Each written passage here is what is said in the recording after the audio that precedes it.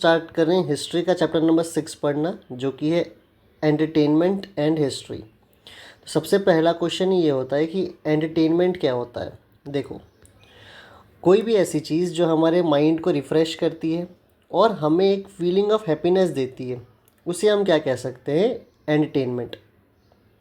ठीक है, तो कोई भी ऐसी चीज़ जो हमारे माइंड को रिफ़्रेश करती है या फिर हमें एक फीलिंग ऑफ हैप्पीनेस देती है, तो वो सारी चीज़ें किस में आ सकती हैं, वो सारी चीज़ें आती हैं एंटरटेनमेंट में।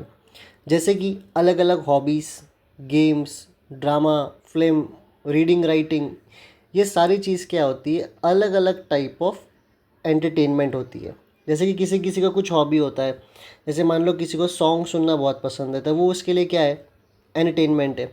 किसी किसी को कोई गेम खेलना बहुत पसंद है, तो वो उसके लिए क्या है, एंटरटेनमेंट है। किसी किसी को मूवीज़ देखना है, वो उसके लिए एंटरटेनमेंट होता है। तो किसी के लिए राइटिंग एंड रीडिंग होता है। तो अलग अलग टाइप ऑफ लोगों के लिए क्या होते हैं, एंटरटेनमेंट होते हैं। और एंटरटेनमेंट करता क्या है, हमारे माइंड को रिफ़्रेश करता है और हमें एक फीलिंग ऑफ हैप्पीनेस देता है। अगली चीज़ है, why do we need entertainment, हमें एंटरटेनमेंट क्यों चाहिए होता है। देखो, यहाँ पे 3 से 4 पॉइंट बताया हुआ है, हम इसे डिस्कस करते हैं। सबसे पहले बोल रहा है कि एंटरटेनमेंट जो होता है वो इंसान की पर्सनैलिटी को ग्रो करता है। ठीक है, तो सबसे पहला फ़ायदा एंटरटेनमेंट का क्या होता है, वो एक इंसान की पर्सनैलिटी को क्या करेगा, ग्रो करता है। तो पहला फ़ायदा है एंटरटेनमेंट का, इंसान के पर्सनैलिटी को ग्रो करना। पर्सनैलिटी कैसे ग्रो होता है, मान लो किसी के लिए एंटरटेनमेंट है गेम्स, और वो गेम खेल रहा है, मान लो क्रिकेट गेम बहुत खेलता है। तो जब कोई इंसान क्रिकेट खेलता है ना, तो उसे एक टीम वर्क कैसे है, ग्रुप में कैसे काम करना है, उसे ये समझ में आता है। तो जब उसे ग्रुप में काम करना आ रहा है, उसे ये समझ में आता है कि भाई प्रेशर कैसे हैंडल करना है ना। कई बार एकदम टफ सिचुएशन होता है कि 6 बॉल में 8 रन चाहिए और तुम बैटिंग कर रहे हो या तुम ही बॉलिंग कर रहे हो या तुम कैप्टन हो। तो तुम उस टाइम पे उस चीज़ को समझना शुरू करते हो, उस प्रेशर को झेलना तुम्हारी जो क्षमता होती है प्रेशर को झेलने की, वो धीरे धीरे बढ़ती रहती है। तो अल्टीमेटली क्या हो रहा है कि तुम्हारी जो पर्सनैलिटी है वो क्या हो रही है, ग्रो हो रही है। तो आई होप तुम्हें समझ में आया होगा कि एंटरटेनमेंट क्या है। सबसे पहले तो तुम्हारी पर्सनैलिटी को ग्रो करता है।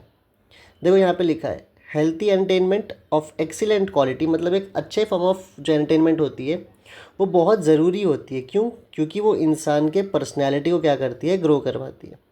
आगे देखते हैं।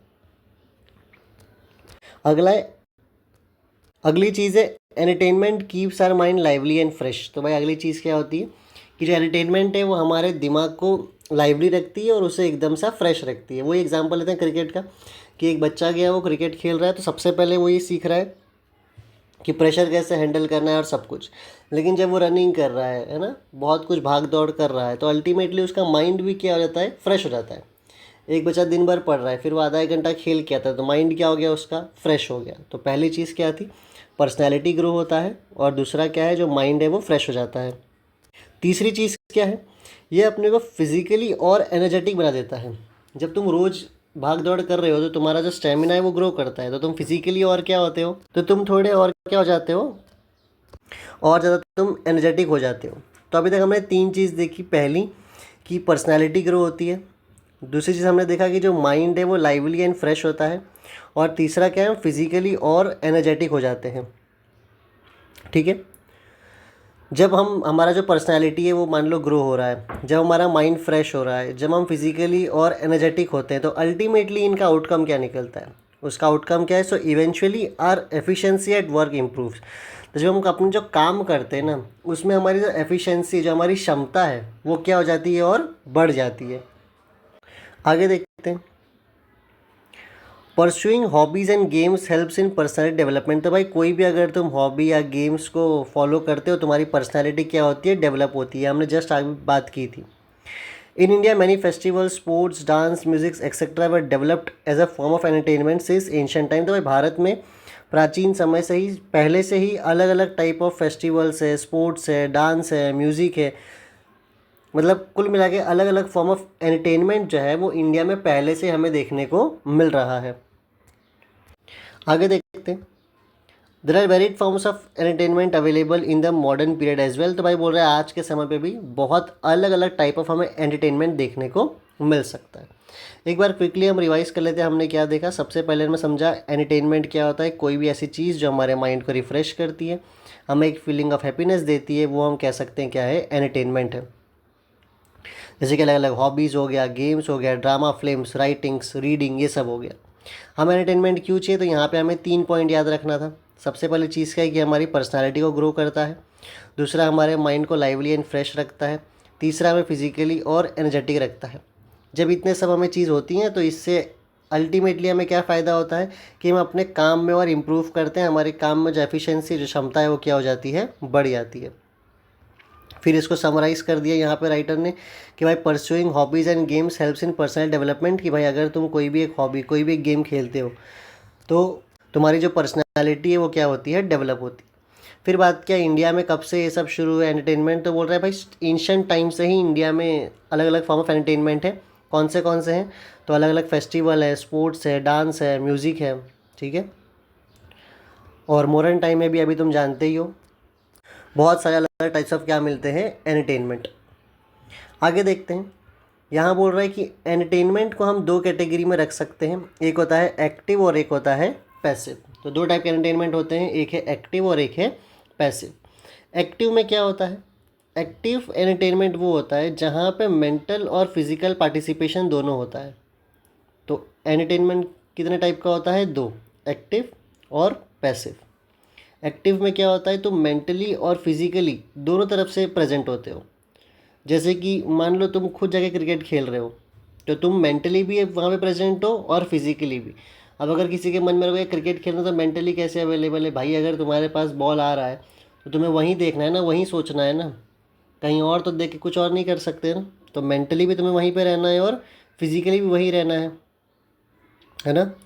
जब तुम गेम खेलते हो, तो जब तुम खुद खेल रहे हो तो उसको हम बोलेंगे एक्टिव एंटरटेनमेंट। क्यों, तुम मेंटली भी अवेलेबल हो और फिजिकली भी अवेलेबल हो वहाँ पे।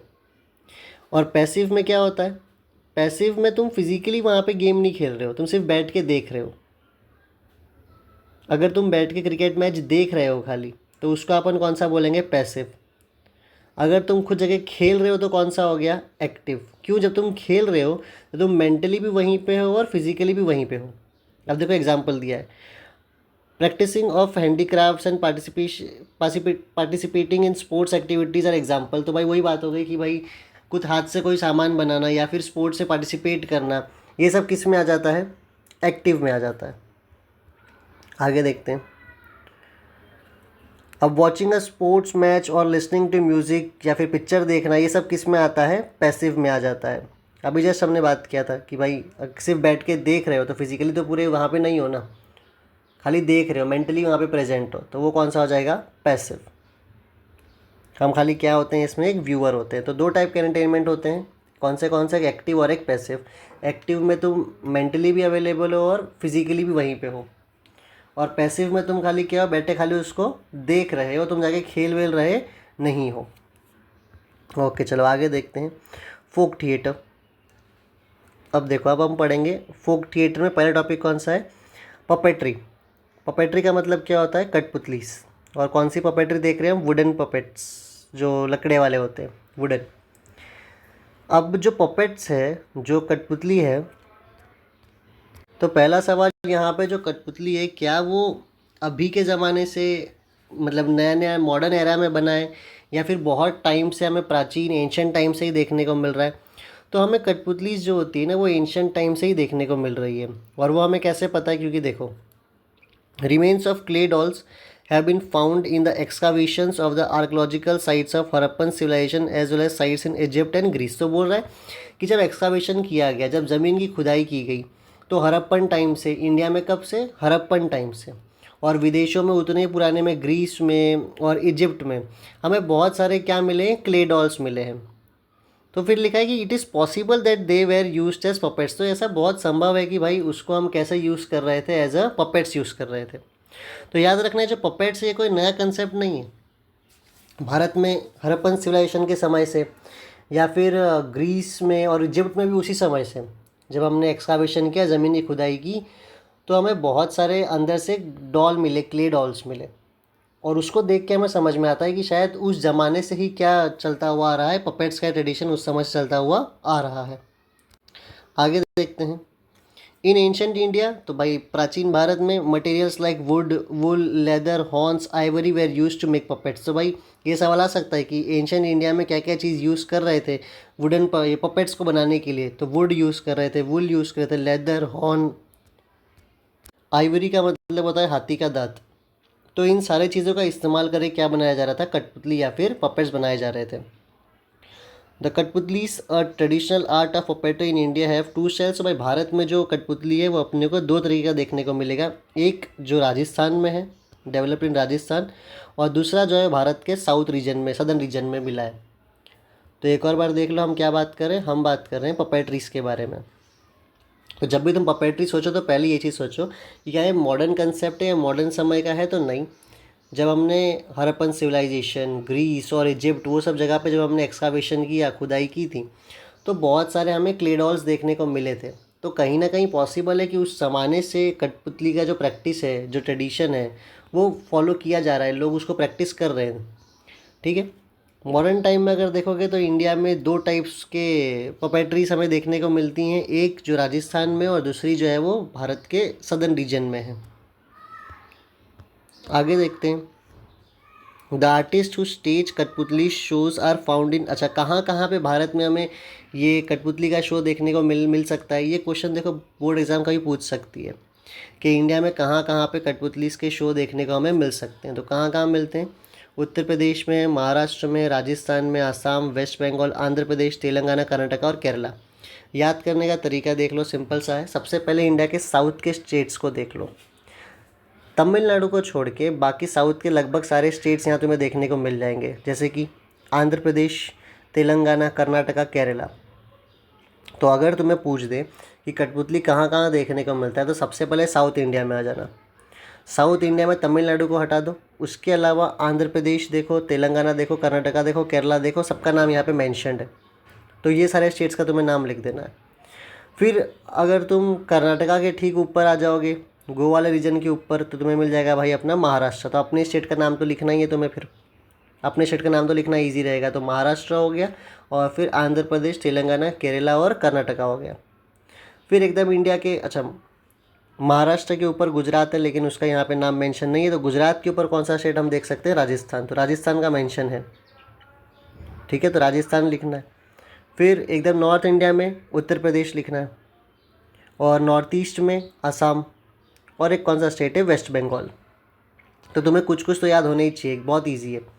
जैसे कि इंडिया के साउथ में तमिलनाडु हटा दो, बाकी आंध्र प्रदेश, तेलंगाना, कर्नाटका, केरला, फिर महाराष्ट्र, फिर गुजरात हटा दो, उसके ऊपर कौन सा दिया हुआ है अपने को, राजस्थान। उसके बाद में नॉर्थ इंडिया में बिल्कुल कौन सा दिया है, उत्तर प्रदेश। नॉर्थ ईस्ट में कौन सा दिया है, आसाम, और एक और स्टेट कौन सा दिया है अलग से, वो है वेस्ट बंगाल। तो ये सारे स्टेट्स के अपने को नाम क्या करना है, याद रखना है। देखो अच्छी चीज़ ये है कि तुम यहाँ से अपना मैपिंग प्रैक्टिस कर सकते हो। ज्योग्राफी की टेक्स्ट बुक निकालो, उसमें इंडिया का देखो पूरा मैप बना हुआ है, उसमें जाओ और उसमें एक बार मैपिंग को वापस से देख लो।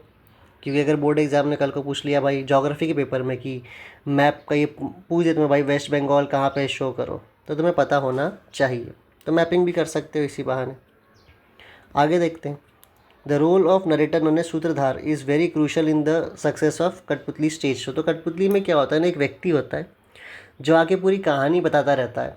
तो वो जो नरेटर मतलब जो कहानी बताता है, उसे हम कहते हैं सूत्रधार। तो यहाँ पे सूत्रधारा लिखा हुआ है, तुम क्या कह सकते हो, उसे सूत्रधार भी कह सकते हो। तो वो क्या करता है ना, पूरी कहानी बताता है। तो उसका रोल जो है वो बहुत ज़्यादा क्या है, इंपॉर्टेंट है। The stage for the puppetry show is quite small. By the stage होता है ना शो का, वो बहुत छोटा होता है, लेकिन but the puppeteers use lights and sound effects as an ingenious way. तो बड़े ही कमाल के तरीके से वो लोग क्या करते हैं, लाइट और साउंड इफ़ेक्ट्स को यूज़ करते हैं। ठीक है। तो अब अलग अलग टाइप्स ऑफ पपेट्स जो हमें याद रखना है, ये क्वेश्चन बहुत बार मैंने देखा हुआ है, जो स्कूलों में या फिर कोचिंगों में टेस्ट होते हैं ना, वहाँ पे पूछते हैं कि भाई टाइप्स ऑफ पपेट्स बताओ। तो कौन से होते हैं, shadow puppets, hand puppets, wooden puppets and string puppets. तो ये सारे जो पपेट्स हैं, इसका नाम हमें याद रखना है। शैडो पपेट्स मतलब जो कभी देखो परछाई तुम बनाते हो ना, परछाई से तो वो हो गया शैडो पपेट्स। हैंड पपेट्स हाथों से, वुडन पपेट्स लकड़ों वाले पपेट्स, और एक कौन सा बच रहा है, स्ट्रिंग पपेट्स। कुछ भी नहीं होता, कठपुतली को रस्सी से ऐसे बांध देते हैं और फिर वो प्ले करते रहते हैं, तो वो कौन सा हो गया, स्ट्रिंग पपेट्स। तो याद रखना है, चार ही अपने को याद रखना है, शैडो, हैंड, वुडन और स्ट्रिंग पपेट्स। ये सारे यूज़ करते हैं हम कठपुतली के शो में। ठीक है, क्वेश्चन आंसर मैंने इसके पहले ही तुम्हें करा दिए हैं चैप्टर नंबर 6 के। जो भी ये सारे क्वेश्चन आंसर्स तुम, अरे काफ़ी है यार ये तो, हाँ, जो भी ये सारे क्वेश्चन आंसर्स तुम देखोगे ना, ये सारे मैंने समझा दिए हैं तुम्हें। तो मेक श्योर करना वो क्वेश्चन आंसर्स तुम सुन लो पूरा। ठीक है, वो बहुत ज़्यादा इंपॉर्टेंट है कि तुम पूरे क्वेश्चन आंसर्स पढ़ के जब यहाँ आओगे ना, जैसे देखो एक आज अपन ने जस्ट एक किया, नीड ऑफ एंटरटेनमेंट। अब इसको रटने की ज़रूरत नहीं है, आज ही हमने पढ़ा है। क्या है कि इंसान की पर्सनालिटी को क्या करता है, वो ग्रो करता है। जस्ट हमने देखा ना, इंसान की पर्सनालिटी को ग्रो कर रहा है। उसके बाद में इंसान के माइंड को लाइवली एंड फ्रेश करता है ना। उसके बाद में हमने देखा था कि भाई वो बहुत एनर्जेटिक बना देता है इंसान को। इससे होता क्या है कि इंसान की जो एफिशिएंसी है अपने काम में, वो क्या हो जाती है, बढ़ जाती है। तो यही तो 4-5 पॉइंट हमने देखा था। तो नीड ऑफ एंटरटेनमेंट तो यहीं से क्लियर हो गया, ऐसे याद कर सकते हो, बहुत मुश्किल नहीं है वो याद करना। तो जैसे जैसे मैं पढ़ाता हूँ, अगर तुम उसको भी ध्यान से सुनते चलो, तो मेरे हिसाब से तुम क्वेश्चन आंसर्स ऐसे भी कर पाओगे। नेक्स्ट तुम्हें टॉपिक जो इसमें पढ़ना है वो है दशावतार थिएटर। यहाँ क्वेश्चन तो नहीं है, लेकिन मुझे हमेशा लगता है कि दशावतार थिएटर एक ऐसा, क्या कह सकते हो, टॉपिक है जिसे बोर्ड एग्ज़ाम क्वेश्चन फ्रेम कर सकती है, और उसे करना भी चाहिए। की नहीं है शायद, की है, लेकिन वापस से करना चाहिए उसे। तो दशावतार थिएटर क्या है, ये एक फोक थिएटर है महाराष्ट्र में। ठीक है, फोक थिएटर कह सकते हो कि एक प्रथा है जो पहले से चलते हुए आ रही है। कुछ समूह है, कुछ ग्रुप ऑफ पीपल है जो इसको परफॉर्म कर रहे हैं। Dashavatar theatre shows is presented in the region of, Maharashtra में कहाँ कहाँ पे है, तो महाराष्ट्र में भाई कोंकण वाले रीजन में है, और फिर एक कौन से स्टेट कहाँ पे और है, गोवा में है।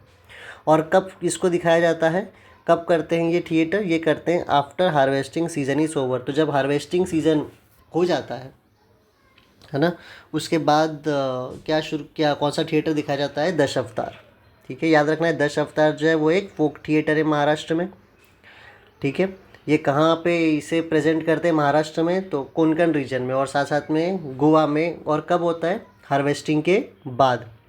अब दशावतार में क्या होता है, इसमें ना कहानियाँ बताई जाती है। किसकी कहानी बताई जाती है, विष्णु जी के 10 जो उनके इनकारनेशंस हुए थे, है ना। तो अगर तुम्हें नहीं पता हो, या फिर मैक्सिमम तुमने कभी ना कभी सुना ही होगा कि विष्णु जी के जो 10 इनकारनेशंस हैं, तो उन हर इनकारनेशन की अपनी अपनी कहानी है। तो वो कहानी कहाँ बताई जाती है, दशावतार थिएटर में। तो देखो अभी से तुम याद कर सकते हो, इसको रटने की भी चीज़ नहीं है। दशावतार थिएटर जो है वो महाराष्ट्र का एक फोक थिएटर है। ये महाराष्ट्र में कोंकण, और फिर अगर नीचे आ जाओगे महाराष्ट्र के, तो गोवा रीजन में हार्वेस्टिंग के बाद इसे परफॉर्म किया जाता है। ठीक है, इसका शोज़ होता है।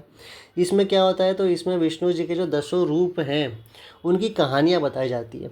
तो विष्णु जी के कितने रूप हैं, 10 रूप है, और हर रूप की अपनी एक कहानी है कि ये रूप क्यों लिया था। अगर तुम्हें जानना है ना, तो एक एनिमेटेड कार्टून टाइप बनाया हुआ है, एक मूवी है पूरी, है ना। अगर तुम यही यूट्यूब पे सर्च करोगे ना, तो तुम्हें पूरी मूवी मिल जाएगी। अच्छी मूवी है वो, 1.5-2 घंटे की है मेरे हिसाब से। उसको तुम देखोगे ना, तो तुम्हें ये 10 अवतार की जो पूरी पूरी स्टोरी है वो तुम्हें समझ में आ जाएगी। तो कभी टाइम मिले तो बैठ के उसे भी तुम देख सकते हो।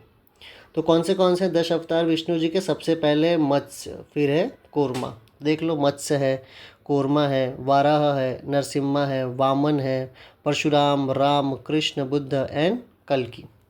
तो ये जो 10 अवतार हैं विष्णु जी के, इन सब की जो कहानियाँ हैं वो हमें कहाँ देखने को मिलती है, दशावतार थिएटर में। रिवाइज कर लो, दशावतार थिएटर एक फोक थिएटर है महाराष्ट्र का। ठीक है, कहाँ पे शो प्रेजेंट होता है, तो कोंकण और गोवा रीजन में। कब होता है, तो हार्वेस्टिंग के बाद। इसमें क्या दिखाया जाता है, तो इसमें स्टोरीज़ दिखाई जाती हैं। ठीक है, किन की कहानियों पे बेस्ड पे, तो विष्णु जी के 10 इनकारनेशंस पे।